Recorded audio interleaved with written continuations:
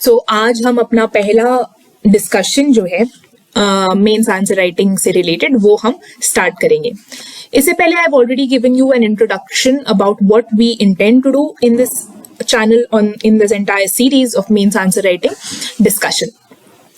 अब उसमें मैंने आपको ये बताया था कि I'll be using Hindi and English interchangeably and यहाँ पे इस point पे the objective of this channel also I told you previously कि हमें एक understanding develop करना है.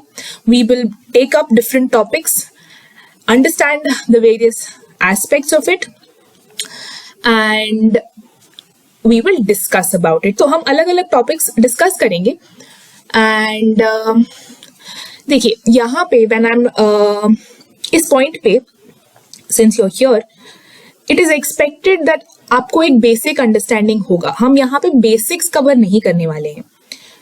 अब यहाँ पे मेंस आंसर राइटिंग की बात हो रही है तो ऑब्वियसली ये आपसे एक्सपेक्टेड है. अगर आप ये देख रहे हैं तो ऑब्वियसली आपका एक फाउंडेशन होना चाहिए. You should know, ऐसा नहीं है कि you should have a PhD. if I'm talking about polity, ऐसा नहीं है कि आप एक PhD holder.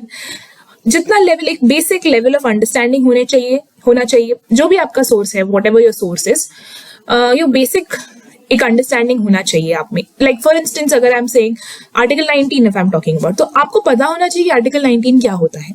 That much level of basic understanding is essential because here we are not going to explicitly cover all the basics. We will try to cover as much as possible, but we are going to cover it from the point of view of mains. So it is expected that you have an understanding, a basic understanding about topics, about a general, एक base होना चाहिए आपका बस, and then we'll be good to go. ठीक है. और हम यहाँ पे हमारा एम होगा, आपका एक फाउंडेशन अगर है तो how do you develop on it, how do we go ahead and make good quality content, how do we develop good understanding, how do we develop a perspective for writing quality answers for mains. Mains में जो answer writing है that is the most important, the decider of what your rank is going to be and everything else. So एक integrated approach आपको रखना है, but हम जो यहाँ cover करने वाले हैं that would be related to mains answer writing. ठीक है. तो अब हम स्टार्ट करते हैं without much ado and हम स्टार्ट करेंगे जो हमारा फर्स्ट टॉपिक है Essential Defense Services Act 2021 से. अब Essential Defense Services Act. See, what I'm going to do here is I'm not going to give you frame questions and put it forward here. एक topic discuss करेंगे. We will discuss the different dimensions of that topic. And as I said before, इससे पहले भी जो मैंने बताया था कि we have ये जो notes prepare किए गए हैं that is from different sources, जहाँ से feels that it's more appropriate, from standard sources and all of those things we have prepared it from there. So एक ये point है कि we should develop an understanding. अब I am not going to tell you here as to I'm not going to come and tell you, I'm not going to frame the question or anything. एक topic लेंगे, उस topic का एक holistic understanding develop करेंगे ताकि उस topic से अगर कोई भी question आता है तो आप अपनी समझ से उसमें लिख सकें. ठीक है. That is the whole point. So, समझना हमारा मेन काम है, उस टॉपिक को समझना. ठीक है. अब सबसे पहले आता है Essential Defense Services Act 2021. So what is this? Essential Defense Services Act 2021 prohibits any agitation and strike by anyone engaged in essential defense services. So ये जो Essential Defense Services Act है ये क्या करता है, अगर कोई एजिटेशन कर रहा है या कोई स्ट्राइक कर रहा है and that person belongs to this essential defense services, so that is going to be prohibited under this act. We'll see. अब essential defense services क्या है? Any service dealing with the production of goods required for the defense related purposes or connected with defense or armed forces. तो कोई भी service जो deal करता है with the production of for defense related purposes or connected with defense or armed forces. तो जो भी defense से connected है या armed forces से connected है वो service that is connected with the production of goods जो डिफेंस रिलेटेड पर्पसेस से कनेक्टेड है. ठीक है. सो अगर कोई गुड है जो डिफेंस से कनेक्टेड है तो वो सर्विस को हम एसेंशियल डिफेंस सर्विसेज में गिनेंगे। अगर कोई ऐसा सर्विस है जिसके रुक जाने से डिफेंस सर्विसेज पे असर पड़ रहा है, then that is also going to be counted as an essential defense service. इसके अलावा गवर्नमेंट कोई भी सर्विस को डिक्लेयर कर सकती है as an essential defence service अगर उस पर्टिकुलर सर्विस के रुक जाने से डिफेंस रिलेटेड एक्टिविटीज पर फर्क पड़ेगा। सो if that stops, then it will affect, if it ceases to operate, if its cessation affects the defense related services. अब जब हम ये सेसेशन ऑफ वर्क कर रहे हैं तो व्हाट काइंड ऑफ थिंग इस क्या इंक्लूड करता है, स्ट्राइक्स में क्या आता है, what is included in strike. अब मास कैजुअल लीव, अगर बहुत सारे लोग साथ में कैजुअल लीव पे चले जाते हैं तो that forms a part of the strike, यानी कि it's cessation of work. Coordinated refusal to work, सब कोऑर्डिनेट करके मना कर दें कि हम काम नहीं करेंगे। A group of people coordinate among themselves and say कि हम काम नहीं करेंगे, that is a part of strike, that is a strike. Over time अगर उनको बोला जा रहा है करने के लिए, they refuse, वो कहते हैं कि हम ओवर टाइम नहीं करेंगे, that is also strike. Any other conduct that disrupts work in essential services, कोई भी तरह का कंडक्ट वो अगर कर रहे हैं, उनका कोई भी कंडक्ट अगर उस वर्क को डिस्टर्ब करे, अगर उस काम में अड़चन लाए, जो एसेंशियल सर्विस है अगर उसमें अड़चन आ रही है उनकी हरकतों की वजह से, then that is also a strike. ठीक है। अब government can prohibit strikes, lockouts etcetera in units engaged in essential defence services. तो गवर्नमेंट क्या करेगा, गवर्नमेंट प्रोहिबिट कर सकता है इस तरह के स्ट्राइक्स, लॉकआउट्स। लॉकआउट क्या होता है, तो अगर हम स्ट्राइक कह रहे हैं तो that is done by the employee.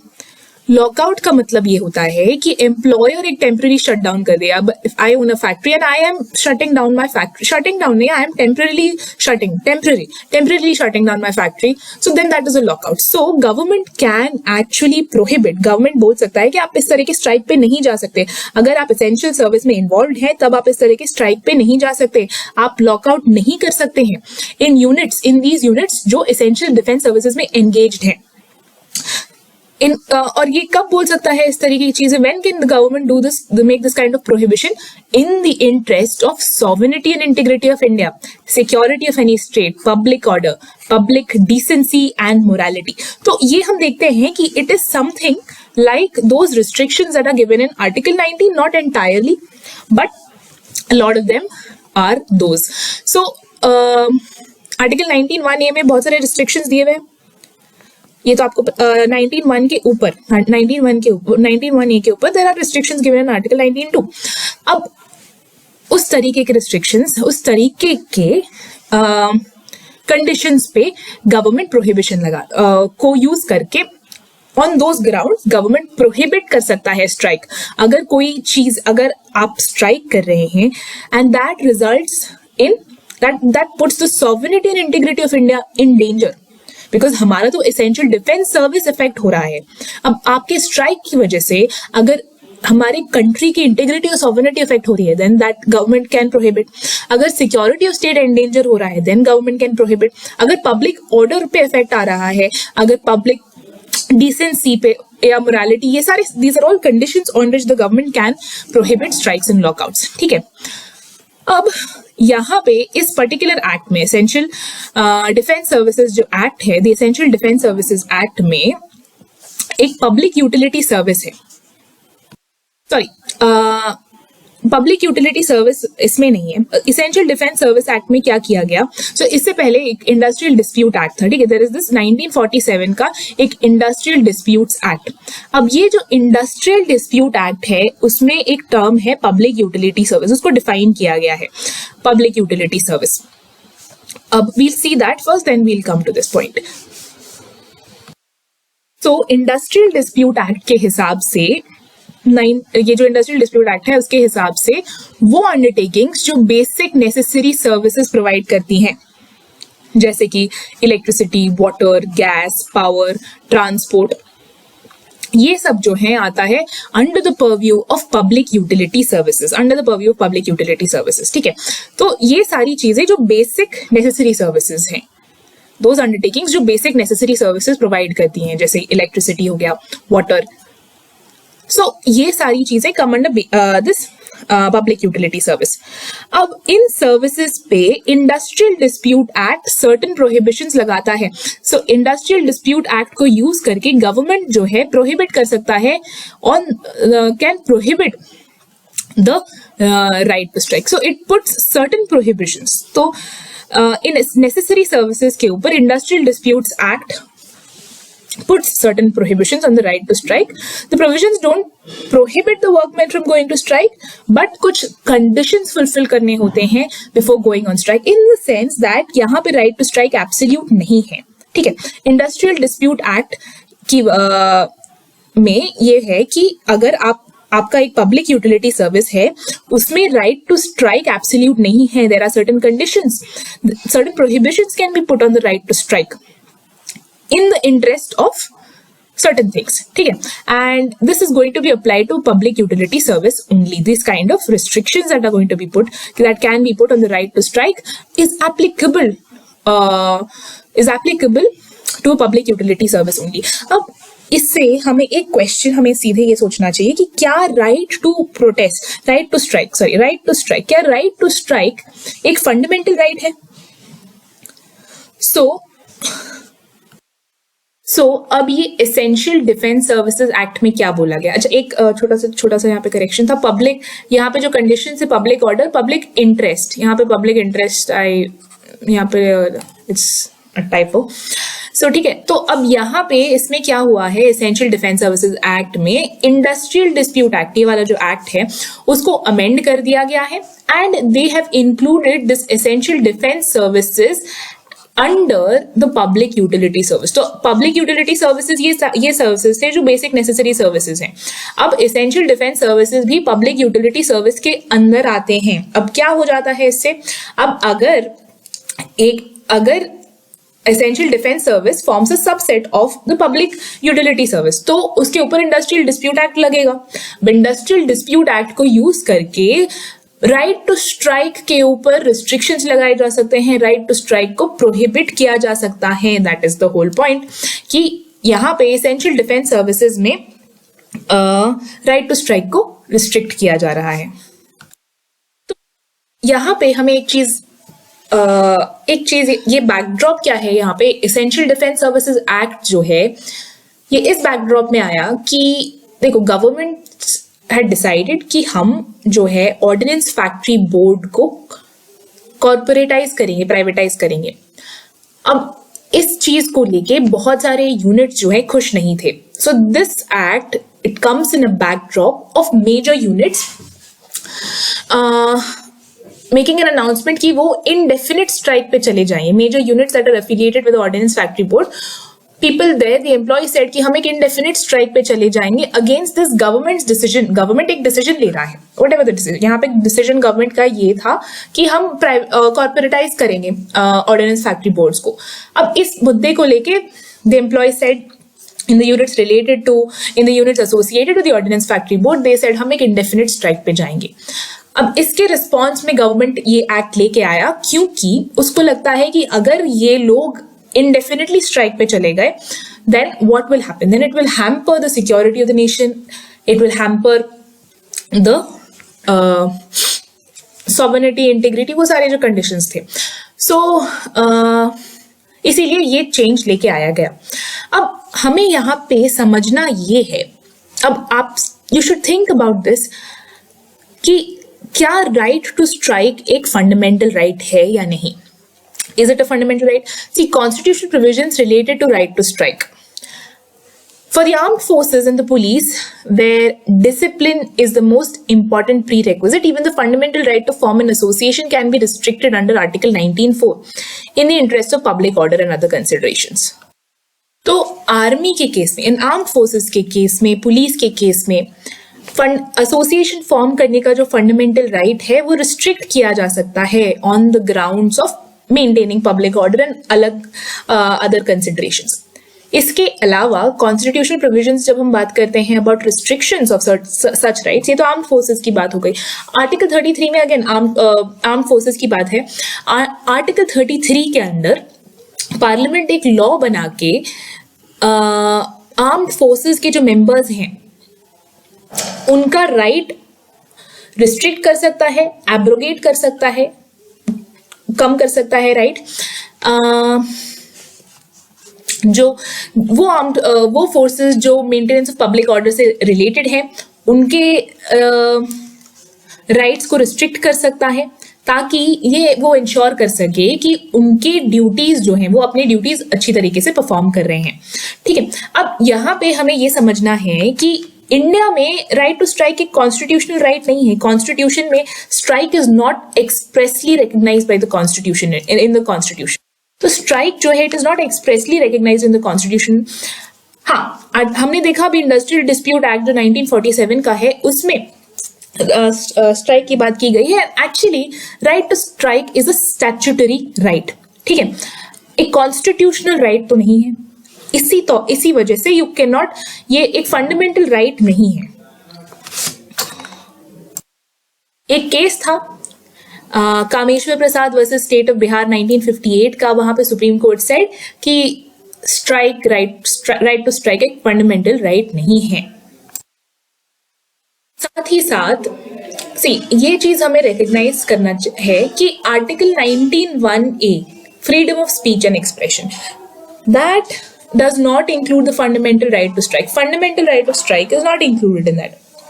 ठीक है, अब गवर्नमेंट जो है रिस्ट्रिक्ट कर सकता है राइट टू स्ट्राइक को, एंड जैसे हमने देखा इंडस्ट्रियल डिस्प्यूट्स एक्ट में government can restrict, certain conditions हैं, राइट टू स्ट्राइक को रिस्ट्रिक्ट किया जा सकता है। तो there are cases, it's not an absolute thing. And इसके अलावा ये भी है कि एक कॉन्स्टिट्यूशनल राइट नहीं है, right to strike is not a constitutional right. ठीक है, एक स्टैट्यूटरी राइट है जो रिकॉग्नाइज है। अब ये ऑर्डिनेंस फैक्ट्री बोर्ड के से रिलेटेड, यूनिट से रिलेटेड जो एम्प्लॉयज हैं, वी सॉ द बैकग्राउंड की दे थ्रेटेंड कि हम स्ट्राइक पे चले जाएंगे। अब क्या गवर्नमेंट इस तरीके का एक्ट ला सकता है जहां पे राइट टू स्ट्राइक को प्रोहिबिट रिस्ट्रिक्ट किया जा सकता है? बिल्कुल ला तो सकता है, बिल्कुल ला सकता है, बिकॉज दो चीजें हैं। एक तो राइट टू स्ट्राइक जनरली भी राइट टू स्ट्राइक एब्सोल्यूट नहीं है, कॉन्स्टिट्यूशनल राइट नहीं है। इसके अलावा क्योंकि ये आर्म्ड फोर्सेस से कनेक्टेड है, the right to restrict even the fundamental rights of the armed forces it's also in the hands of government. The government has the power to do that. So, but हमें यहाँ पे ये सोचना चाहिए कि इस पॉइंट पे क्या ये सही है? तो किस तरीके से अगर ऑर्डिनेंस फैक्ट्री बोर्ड के जो एम्प्लॉयज हैं वो डिससेटिस्फाइड हैं, या कोई भी डिससेटिस्फाइड है फॉर दैट मैटर, कोई भी ट्रेड यूनियंस से रिलेटेड, एसोसिएशन से रिलेटेड अगर कोई डिससेटिस्फैक्शन है एम्प्लॉयज में, तो वो कैसे मांगेंगे? So this collective bargaining is the essence of trade union and association.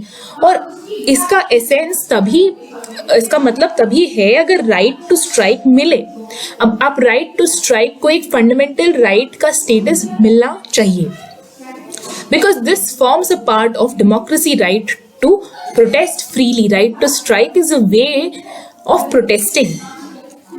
Now देखो, considering the dismal conditions of industries, employer domination, minimum wage issues, social aspects of the strike, it casts a legal obligation. एक state के ऊपर एक obligation हो जाता है कि आप इसको एक फंडामेंटल राइट बनाइए अंडर आर्टिकल 19(1)(c, है कि नहीं?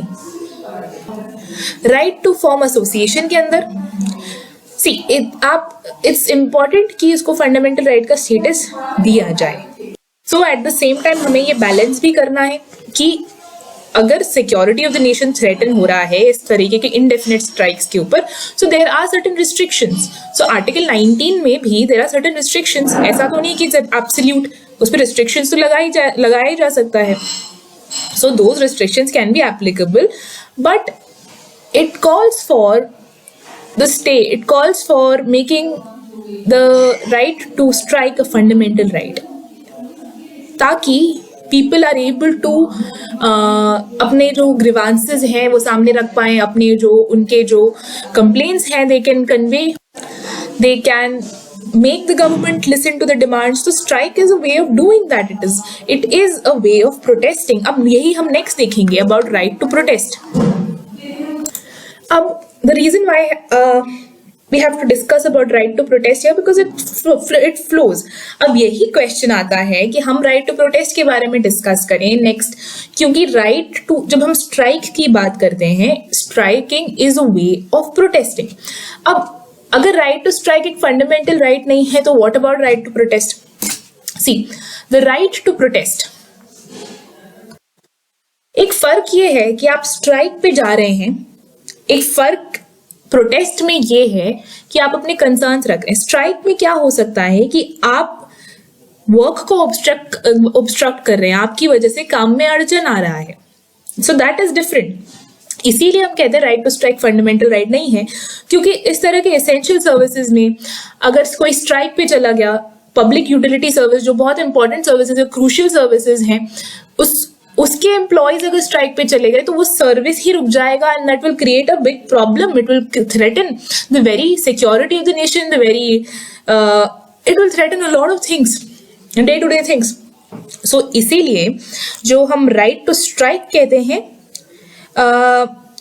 दैट इज बेसिकली, उसमें लोग काम इंपॉर्टेंट सर्विसेज पे काम करने से अगर मना कर रहे हैं, so that can be restricted. But इसी वजह से वो एक फंडामेंटल राइट नहीं है.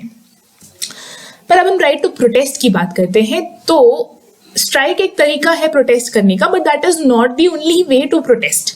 सो when we say protest, it's a much wider term. ठीक है, प्रोटेस्ट एक बहुत बड़ा टर्म है. अब आप प्रोटेस्ट कर सकते हैं, आप काम पे जा सकते हैं, काम के बाद आप बाहर बैठ के प्रोटेस्ट कर सकते हैं ताकि काम भी हैम्पर ना हो. That is one way. तो protest is not equivalent to strike, इतना हमें समझना है पहले. ठीक है, पहले हमको ये समझना है कि प्रोटेस्ट और स्ट्राइक सेम चीज नहीं है. अब हमने राइट टू स्ट्राइक की तो बात कर ली. अब राइट टू प्रोटेस्ट, क्या राइट टू प्रोटेस्ट एक फंडामेंटल राइट है?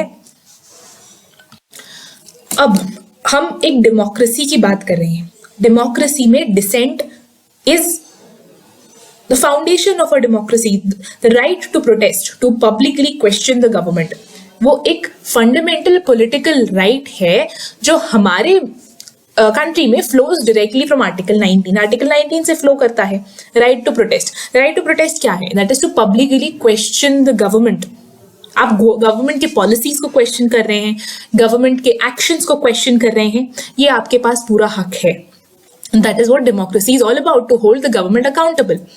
अब right to protest as a fundamental right की बात करते हैं. Right to protest fundamental right तो है. आर्टिकल 19(1)(a) से हम कह सकते हैं, we can draw this, it derives, ये जो हम कह रहे हैं कि इट्स अ फंडामेंटल राइट, तो आर्टिकल 19(1)(a) फंडामेंटल राइट कैसे है? Because you are free. Protest में आप अपने कंसर्न्स को, आप गवर्नमेंट को पब्लिकली क्वेश्चन कर रहे हैं, which means you are exercising your freedom of speech and expression. इसीलिए that is covered under article 19(1)(a). 19(1)(b), that is assure citizens the right to assemble peacefully and without arms. तो 19(1)(a) को भी use किया जा रहा है जब हम प्रोटेस्ट कर रहे हैं, बिकॉज अगर इफ यू प्रोटेस्टिंग, असेंबल करके, लोग असेंबल करके प्रोटेस्ट कर रहे हैं, that is also a fundamental right that people can do peacefully. Article 19(1)(c), आप एक एसोसिएशन बना के भी आप प्रोटेस्ट कर सकते हैं. However, government certain restrictions impose कर सकती है. ये सब भी आपको लिखना होगा जब आप कह रहे हैं कॉन्स्टिट्यूशनल बेसिस क्या है राइट टू प्रोटेस्ट का. You have to talk about these articles and you have to talk about the reasonable restrictions that can be imposed. So what are the reasonable restrictions? 19(1)(a) में जो restrictions है वो क्या है? So the government, the state can impose restrictions on grounds of sovereignty and integrity of India, security of state, friendly relations with foreign state, public order को maintain करने में. So ये सारी चीजें तो बेसिक है, हमें पता ही होना चाहिए, but you have to remember these things. Okay, and public order के ऊपर restriction किया जा सकता है, decency और morality के ऊपर, contempt of court अगर कोई कर रहा है तो उसके ऊपर using that as a ground there can be restriction that can be placed. defamation अगर कोई कर रहा है या फिर कोई incite कर रहा है, कोई provoke कर रहा है violence के लिए. अब ये हो गया आर्टिकल 19(1)(a) की restrictions. 19(1)(b) में क्या restrictions है? 19(1)(b) में restrictions है sovereignty and integrity of India, public order. Association 19(1)(c) के में क्या है? Reasonable restrictions, sovereignty and integrity of India, public order and morality. अब यही चीज रीआइटरेट की गई थी, it is a fundamental right. तो रामलीला मैदान इंसिडेंट केस हुआ था रामदेव बाबा वाला, वहां पे गवर्नमेंट, सो ये जो केस था यहाँ पे सुप्रीम कोर्ट सेड कि देखो यहाँ इस केस में बेसिकली क्या हुआ था कि Ramdev Baba was protesting against, and अपना जो उनका कैंप था उसमें they were protesting against corruption and all of that. I think it was the UPA, of course UPA government के टाइम पे था। तो यहाँ पे क्या हुआ कि पुलिस ने लाठीचार्ज कर दिया and then one person also died, something of that sort. Okay, that is the background. उतना जानने की जरूरत नहीं। अब यहाँ पे बेसिकली रामलीला, तो इस चीज पर सुओ मोटो लिया सुप्रीम कोर्ट ने। सुप्रीम कोर्ट सेड कि अरे ये क्या कर दिया आपने, इस तरीके का आर्बिट्ररी लेजिस्लेटिव एक्शन। वहां तो आराम से लोग प्रोटेस्ट कर रहे थे, पीसफुली बैठ के प्रोटेस्ट कर रहे थे करप्शन के खिलाफ, आपने किस तरह से उन पे इस तरह से लाठीचार्ज कर दिया? I mean what, how can you go and do such an arbitrary legislative action? Arbitrary executive action कैसे लीजिए आप? Sorry, not legislative, that's arbitrary executive action. You have taken such an arbitrary action, police went and lathi charge. तो the thing is कि यहाँ पे इस case में, रामलीला मैदान केस में, सुप्रीम कोर्ट सेड कि देखो citizens have a fundamental right to assemble। यहाँ पे supreme court just reiterated whatever is given in the constitution। Supreme court में ये बोला कि fundamental right to assembly and peaceful protest citizens के पास है, it is a fundamental right। यानी कि आप इस तरीके का आर्बिट्ररी एग्जीक्यूटिव एक्शन से उसको आप रिमूव नहीं कर सकते हैं। आप इस तरह से, वो आराम से बैठ के प्रोटेस्ट कर रहे थे तो आपको क्या दिक्कत हो रही थी उससे? इस तरीके आर्बिट्ररी एक्शन आप नहीं ले सकते हैं, it is a violation of the fundamental right. So you see the difference here, your right to protest is different per se from the right to strike। Strike is one way of expressing your protest. Strike, you can say that strike is a way to protest, but at the same time protest is much wider. I mean protest is much wider and not every protest is a strike, isn't it? So इस तरीके के strikes भी होते हैं। सो आप कोई भी law, यहाँ पे सुप्रीम कोर्ट ने बोला कि आप कोई भी इस तरीके लॉ नहीं लाएंगे, लेजिस्लेटिव एक्शन से भी आप इस तरीके का कर्व नहीं कर सकते हैं कोई भी फंडामेंटल राइट। हालांकि यहाँ पे तो कोई लॉ नहीं लाएगा, तो बेसिकली यहाँ पे आर्बिट्री एग्जीक्यूटिव एक्शन के थ्रू आप नहीं कर सकते हैं फंडामेंटल राइट को रिमूव। अब आती है बात यहाँ पे हमारी अंडरस्टैंडिंग की कि क्या सिग्निफिकेंस होता है एक डेमोक्रेसी में राइट टू प्रोटेस्ट का। राइट टू प्रोटेस्ट इंपॉर्टेंट क्यों है एक डेमोक्रेसी के अंदर? इसके बाद भी हम एक इंपॉर्टेंट टॉपिक देखेंगे ताकि हम एक डायमेंशन जो है, we can cover this from all dimensions. We have to understand something that is known as democracy, that is known as a substantive democracy and what is a procedural democracy, we will see। अब एक democracy को देखो, जब हम substance, एक democracy है, अब क्या वो डेमोक्रेसी सिर्फ नेम सेक के लिए डेमोक्रेसी है? यानी प्रोसीजरल मतलब वहां पे प्रोसीजर फॉलो हो रहा है, वोटिंग हो रहा है सही तरीके से, पर क्या उसमें वो स्पिरिट है? क्या उसमें वो स्पिरिट है? अगर उसमें वो स्पिरिट है तो हम उसमें उसको कहेंगे सब्सटैंटिव डेमोक्रेसी। क्या वो सही मायने में डेमोक्रेसी है? क्या उसमें जितने भी एस्पेक्ट्स होते हैं एक रियल डेमोक्रेसी के वो कवर्ड है, तब हम कहेंगे वो सब्सटैंटिव है। और अगर वो सिर्फ नेम सेक के लिए, यानी प्रोसीजर फॉलो करते हुए, प्रोसीजर सारे फॉलो कर रहा है, but in the spirit if you see, वो डेमोक्रेटिक नहीं है, इक्वल राइट्स नहीं मिल रहे हैं सबको, इक्वल अपॉर्चुनिटीज नहीं मिल रहे हैं, ह्यूमन राइट्स वायलेशन हो रहा है, these are all examples of violation, these are all examples of a democracy moving away from a substantive democracy। ठीक है, इसके बारे में हम देखेंगे और next, where we'll be discussing about threats to a democracy। So right to protest एक democracy को एक ट्रू डेमोक्रेसी बनाने में हेल्प करता है। That is, it helps in making a democracy a substantive one rather than merely a procedural one. इस तरीके का स्टेटमेंट इज ऑलवेज गुड। अब right to free speech is important because अगर हमें अपना ओपिनियन एक्सप्रेस करना है, फ्रीली ओपिनियन एक्सप्रेस करना है गवर्नमेंट के कंडक्ट के ऊपर, उसके पॉलिसीज के ऊपर, जो भी कुछ गवर्नमेंट कर रहा है उसके ऊपर अगर हमें फ्रीली एक्सप्रेस करना है, अपना opinion, for that right to free speech is very important, to dissent, to go to express our disagreement, to express our concerns. It is very, very important. Right to association important है government के decisions को collectively challenge करने में. So right to association is important to collectively challenge the government's decision. And अगर जरूरत पड़े तो association अगर बनाएंगे, so these associations can actually form opposition. See the basis of a multi party system is this कि there are, so we form associations and ultimately give a proper healthy competition opposition to the ruling party and इस तरह से peacefully legally displace the government. So this right to association is important in that. It is a basis of our multi-party system. ठीक है. अब government को हमारा जो right to protest है that allows people, same thing कि हम government को क्वेश्चन कर सकते हैं कि आप इस तरीके का एक्शन कैसे ले रहे हैं, क्यों ले रहे हैं, हमें बताएं. It helps to hold the government accountable. This is important. We have to hold the government accountable. ठीक है. ये सारे जो इंटर रिलेटेड पॉलिटिकल राइट्स हैं, ये जो right to freedom of expression है, freedom of association, right to freedom of assembly, petition करने का राइट, प्रोटेस्ट करने का राइट, ये सब जो है, इन सब के थ्रू पीपल क्या कर सकते हैं, we as people can ensure that government works हमारे इंटरेस्ट में, हमारे हित में गवर्नमेंट काम करता है. the government works in our interests, and by holding the government accountable, we can hold the government, by holding the government accountable, we can ensure that the government works in our interest. So see, these are the things that we are supposed to understand. यहाँ पे एक understanding develop करनी है हमें. ठीक है. अब यहाँ पे I am not going to tell you how to write the answer, what to do, what flow chart you have to make, and all these things will flow automatically once you have the right idea, the right thought, the right understanding about a topic. ठीक है. अब यहाँ पे आपको खुद से समझना है कि ये चीजें हैं. अब आप किस तरह से इन सारे पॉइंट्स को यूज कर सकते हैं in any kind of question that comes in relation to this.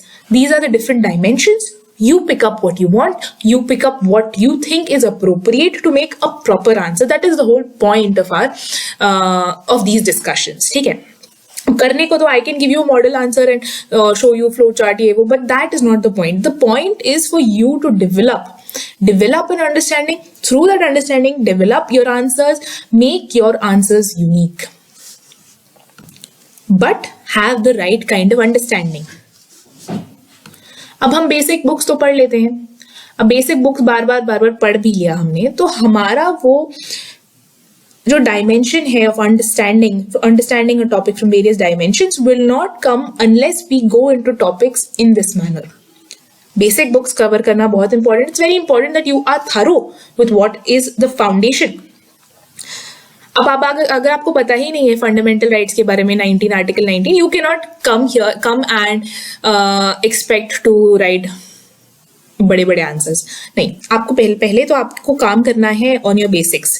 तो दैट इज एक्सपेक्टेड कि आप अपने बेसिक्स में आपका थोड़ा होल्ड है, तब आप यहाँ पे आ सकते हैं. ठीक है. So that is the point. अब इसके बाद हम जो डिस्कशन कर रहे हैं वो आपको अच्छे से समझ में आ रहा होगा अगर आपके कुछ चीजें क्लियर हैं तो. फाउंडेशन होना चाहिए.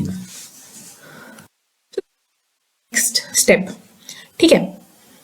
सो this is how we apply the whole point of these discussions is कि हम किस तरह से जो हमारे पास नॉलेज ऑलरेडी है, जो हम स्टैंडर्ड बुक से पढ़ते हैं, न्यूज़पेपर से पढ़ते हैं, जो रोज यूज करते हैं, जो भी सोर्स से आप यूज कर रहे हो, उससे आप किस तरीके से आप उसको अप्लाई कर सकते हैं. This is about application of what we know. ठीक है. And understanding topics in a broader way. अब प्रोटेस्ट जो है, so what we can actually say is protest जो है society, protests are a way in which society acts as the guardian of government activities. तो इस तरीके से society जो है गवर्नमेंट एक्टिविटीज के ऊपर चेक रख सकता है. It can act as the government, it can act as the guardian. ठीक है. And it provides platform to people for pointing out the work of government or policies they do not like, and thus can place a demand for necessary changes. Yes, this is what we have already seen. तो लोग demand रख सकते हैं कि हमें ये changes चाहिए People can put forward their demands, which is a very important part of a democracy. ठीक है, अब इसी से रिलेटेड हमें ये अंडरस्टैंड करना है, अब ये this is a very connected topic, threats to a democracy. ऐसे के लिए भी इंपॉर्टेंट हो सकता है ये. अब हम थ्रेट्स टू अ डेमोक्रेसी से पहले हमें ये समझना है डेमोक्रेसी एंड इट्स मीनिंग. सो सी, यहाँ पे अब हम डेमोक्रेसी की बात कर रहे हैं तो we have to know what is a democracy.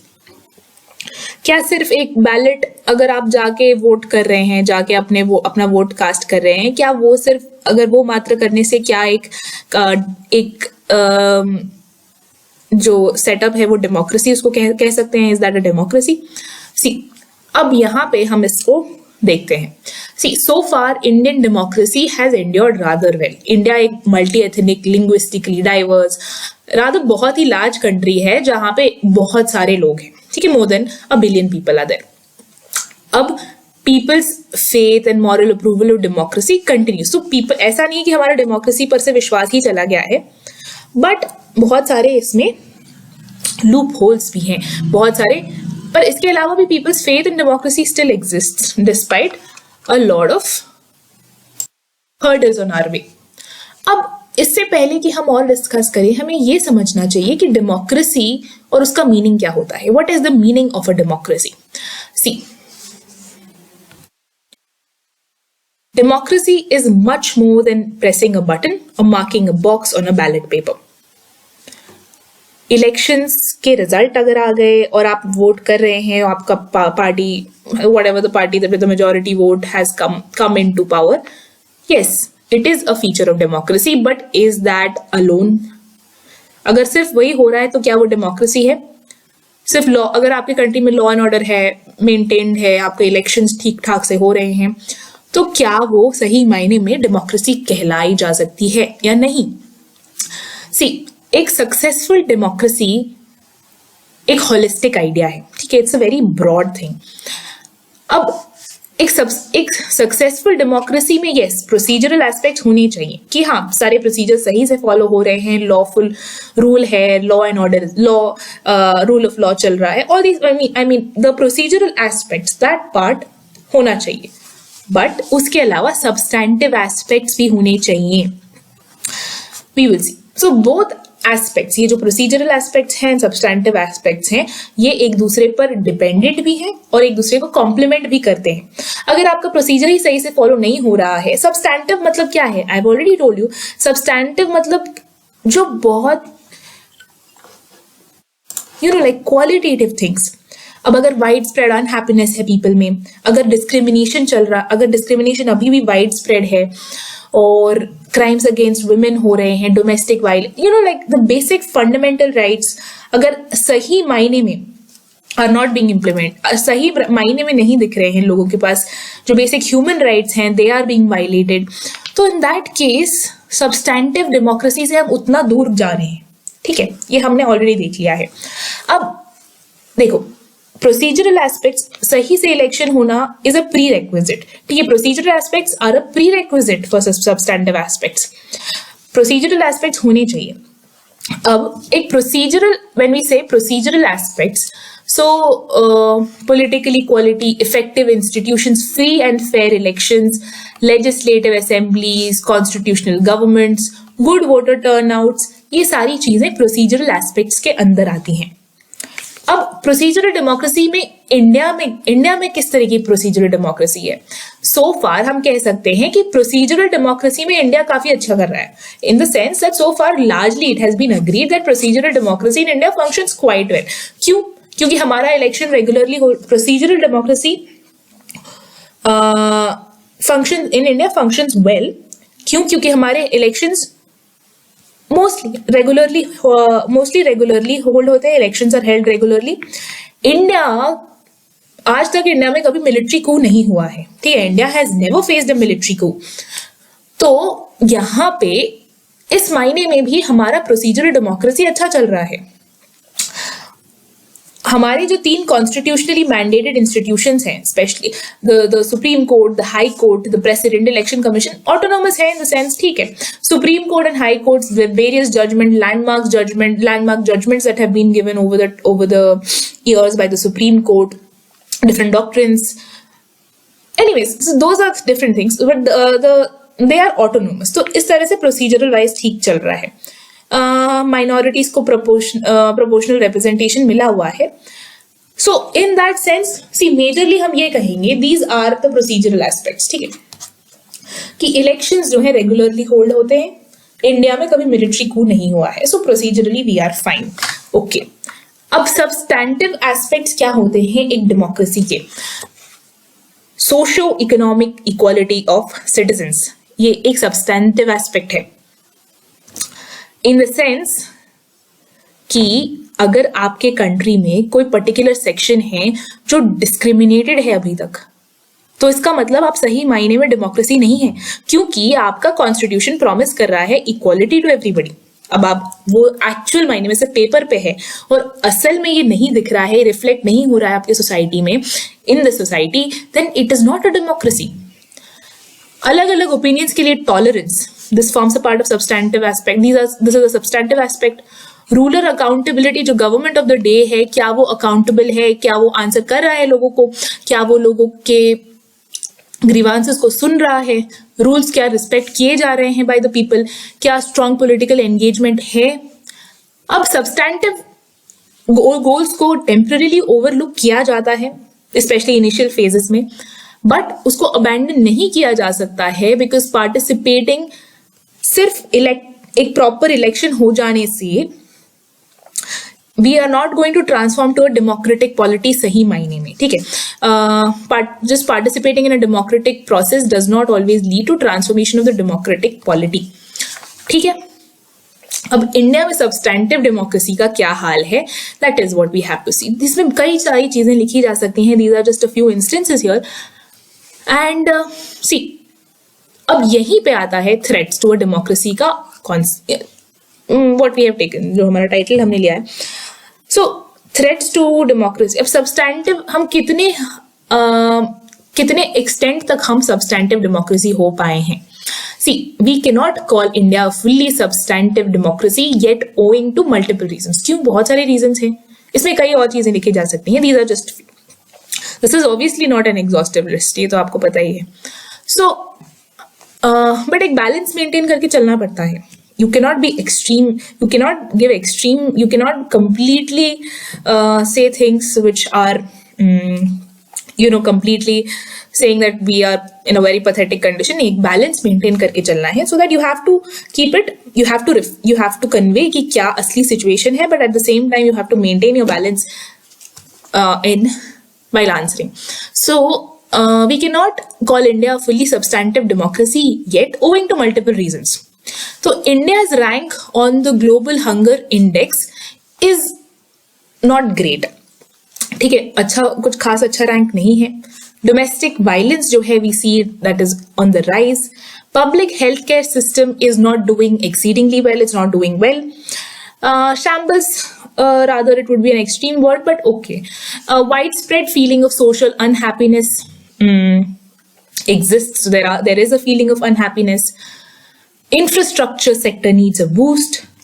Dalits today continue to face discrimination. Dalits discriminate हो रहे हैं. So this, ये किस तरह से हमें किस तरह से substantive democracy से दूर लेके जा रहा है? Because this is violating the very spirit of a democracy. अगर आपके democracy में equality नहीं है, तो आप किस तरह के? So the point is, you are moving away from a democracy. ठीक है, अगर अभी भी सोसाइटी में, आपके नेशन में डिस्क्रिमिनेशन प्रेवलेंट है, तब कैसे आप कह सकते हैं कि आप you are following, you are actually. तो इक्वालिटी वहां पे किस मायने में? कोई equality hasn't actually come. So we are moving away. अगर इस तरीके की चीजें हो रही हैं कोई डेमोक्रेसी में, कोई भी सो कॉल्ड डेमोक्रेसी में, तो that particular nation is not a democracy in the true sense, and thus is not a substantive democracy. अब अगर shortage of food, there is daily shortage of food and housing that exists. NCRB का एक report आया था recently, I think 2019 any how, जो recent report है उसमें भी यही देखने के लिए मिलता है कि क्राइम अगेंस्ट वुमेन, ये आप रिपोर्ट साइट करके इस तरीके की चीजें लिखेंगे, so that will be better if you are straight away saying this, so that reflects your opinion. But अगर आप रिपोर्ट को यूज करके इस तरीके फैक्ट्स को स्टेट कर रहे हैं, so that will be better. ठीक है. As per NCRB report, crimes against women are increasing. As per so and so report, this is what is happening. So that gives a credibility to your argument. ठीक है, कि आप अपने से नहीं मनगढ़ंत चीजें नहीं बना रहे हैं, आप एक रिपोर्ट को यूज करके ये फैक्ट को कन्वे करना चाहते हैं. So that gives more authenticity to your answer. ठीक है. अब child wasting and stunting are highest. Okay. तो आप इस तरीके की चीजें लिख सकते हैं. And there are not sufficient redistributive public welfare policies. Public welfare policies are not sufficient and redistributive नहीं है सही मायने में. We see a lot of unemployment is on the rise, and reports suggest that media is losing its independence. अपना credibility जो है वो lose कर रहा है media. So अब media is a very important pillar of a democracy, right? क्योंकि it shows the real state of the country कि क्या चल रहा है. तो अगर अब मीडिया में इंडिपेंडेंस नहीं है, so we are moving away from the spirit of a true democracy. अब जब हम वे फॉरवर्ड लिखेंगे तो हम इन सारे पॉइंट्स को, these are the different threats that exist. Freedom of speech को अगर कर्ब किया जा रहा है, so dissent, sometimes we see that executive action is leading to curbing freedom of speech and expression at times. So ये सारी चीजों को address करना होता है. So we'll address ये सब किस तरह से address करते हैं. So each and every unemployment is on the rise, तो इसके लिए government को कुछ करना चाहिए. So there should be more employment opportunities that should be created. There should be aspects. We have to address all these above concerns, and see, basic necessities should reach every person. ये सबसे basic चीज होती है. एक human right है, basic necessity. अगर आप साफ प्रॉपर फूड, न्यूट्रिशन इंश्योर नहीं कर पा रहे हैं, it's a violation of a basic basic human right. So जितने भी डेप्रिवेशंस हैं हमें इंश्योर करनी चाहिए कि these are removed, so that we move from just being a procedural to a substantive democracy.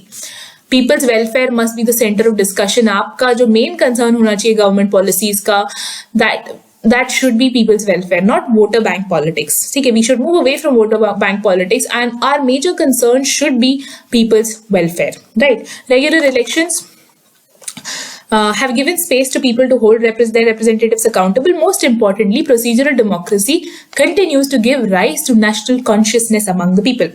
However, when democratically elected governments cease to be held accountable by a society weakened by poor health, low morale, and joblessness, the idea of a substantive democracy fades away, also threatening the basic aspects of a procedural democracy. This is a very well-written line. See. So this is a very balanced kind of conclusion, or balanced kind of, it's a very balanced way in which this is written. So yes, it is true कि regular elections अगर हो रहे हैं तो उससे लोग अपने representatives को अकाउंटेबल होल्ड कर सकते हैं, क्योंकि अगली बार उनको वोट नहीं करेंगे अगर वो जो चाहते हैं वो ना किया जाए. सो इस तरह से रेगुलर इलेक्शंस के थ्रू अकाउंटेबिलिटी इंश्योर की जा सकती है. प्रोसीजरल डेमोक्रेसी के थ्रू नेशनल कॉन्शियसनेस है पीपल में कि हाँ, हम अपने रिप्रेजेंटेटिव्स को इलेक्ट कर रहे हैं. So that kind of feeling is there. But जब डेमोक्रेटिकली इलेक्टेड, आप प्रोसीजरल डेमोक्रेसी के थ्रू डेमोक्रेटिकली तो इलेक्ट कर रहे हैं अपने गवर्नमेंट को. अब अगर आप उस गवर्नमेंट को अकाउंटेबल ही होल्ड नहीं कर पा रहे हैं बिकॉज आपके सिटीजन्स जो हैं वो वीकेंड है because of various things, deprived है of basic facilities like basic things like poor health, low joblessness, तब वो किस तरह से how will they hold their governments accountable? They are weakened, they are more, उनका कंसर्न कुछ और है, poor health, low morale, joblessness. तब that time the concern of these people is not to hold the democratically elected governments accountable. So जब is so they are not so your society is weak. When a society is weakened by poor health, low morale, joblessness, democratically elected governments are not going to be held accountable. And इस तरह से the idea of a substantive democracy fades away. अब धीरे जैसे जैसे substantive democracy हमसे दूर भागती जाएगी, उस तरह से ये भी हो सकता है कि procedural जो basic aspects of a procedural democracy हैं वो भी threaten हो सकते हैं, because once your democracy is not a true democracy in spirit, it may give rise to more authoritarian governments. ठीक है, अब जब मोर अथॉरिटेरियन गवर्नमेंट्स होंगे, ultimately in the extreme cases dictatorship भी हो सकता है, but that is not what we are going to write, that is just for an understanding. तो यहाँ पे this is a good way of concluding कि procedural aspects and substantive aspects are interlinked. Substantive aspects are important to also ensure that we remain a procedural democracy. So a substantive democracy encompasses both procedural aspects as well as substantive aspects. So this is what we will we will stop here for today. Next week उसके आगे, so ये सारे जो topics थे they were more interrelated, so we covered it in one go. So we'll see. इसके बाद जो है हम नेक्स्ट जो टॉपिक्स आएंगे we'll cover subsequently. तो hopefully this session was useful. और हमारा पॉइंट था कि हम एक प्रॉपर अंडरस्टैंडिंग डेवलप कर पाए, इन टॉपिक से रिलेटेड एक व्यू डेवलप कर पाए, and in the subsequent sessions we will discuss more topics like this. हम एक टॉपिक ही लेंगे. अब आप अपने हिसाब से सोच सकते हैं कि इसमें क्या क्या क्वेश्चंस पूछे जा सकते हैं. You can look up previous year questions and you should have an idea कि किस तरह के क्वेश्चंस इससे बन सकते हैं. ठीक है, सो और this content although is formed by looking at all these aspects, but आप इसको अपने हिसाब से you can see how it fits your needs, and आप इस हिसाब से आप अपने answers लिखिए. Try to think about what kind of questions can emerge from here, and you write answers so that now एक understanding. See, for writing good answers, a good understanding, a good hold on the concepts, a good idea about all points is important. ठीक है, so that is what we have done here. So well, that's about it for today, for this video. बाकी का आगे वाले video में देखेंगे.